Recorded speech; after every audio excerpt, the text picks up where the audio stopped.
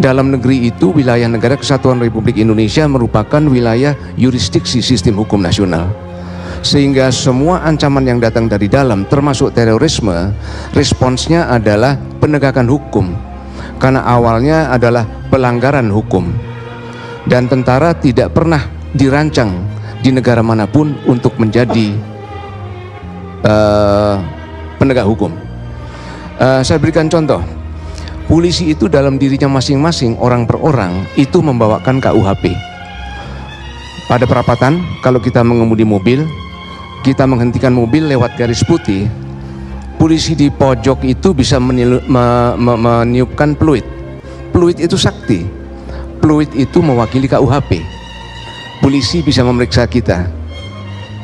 Terus kemudian menurut kewenangan diskresinya, kebijaksanaannya, dia akan menentukan kita melanggar atau tidak, atau kita melakukan tindakan itu karena tidak bisa untuk dihindari gitu. Itu adalah kewenangan diskresi. Tentara dikasih 10 peluit tidak bisa melakukan itu. Tentara tidak punya. Tentara pada diri masing-masing tidak membawakan KUHP. Tentara bertindak dalam hubungan satuan. Dalam taktik satuan, tugasnya apa? Mengalahkan musuh. Jadi sebetulnya tugas tentara itu adalah perang, dan konstitusi telah memberikan kepada tentara fungsi pertahanan nasional.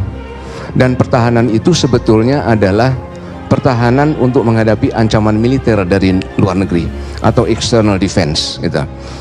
Tapi pada hakikatnya, karena ini adalah fungsi penegakan hukum, wilayah dalam negeri ini adalah wilayah penegakan hukum menjadi domain Polri bagaimanapun juga. Tetapi untuk membawa TNI masuk ke dalam wilayah penegakan hukum ada caranya.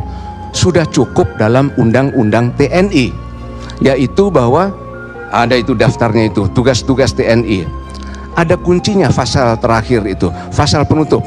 Semua tugas di atas dilaksanakan berdasarkan keputusan politik presiden. Itu jadi sebetulnya presiden bisa memerintahkan TNI untuk berbuat apapun sepanjang pertimbangan presiden itu diperlukan. Jadi di dalam demokrasi ukurannya bukan salah benar, keputusannya ini salah atau benar, tidak bisa dinilai. Dalam demokrasi yang dinilai adalah keabsahan. Apakah kewenangan yang menggerakkan TNI itu berasal dari pejabat yang sah punya kewenangan itu atau tidak?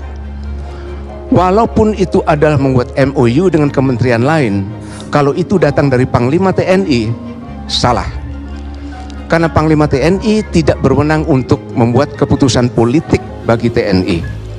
Yang berwenang untuk membuat keputusan politik bagi TNI adalah presiden. Gitu.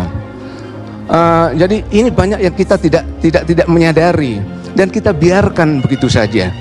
Gitu. Kenapa presiden? Karena fungsi pertahanan nasional itu selalu menjadi tanggung jawab pemerintah pusat.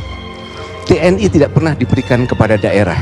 Polisi melaksanakan pengamanan berdasarkan kebijakan kepala daerah. Mengapa?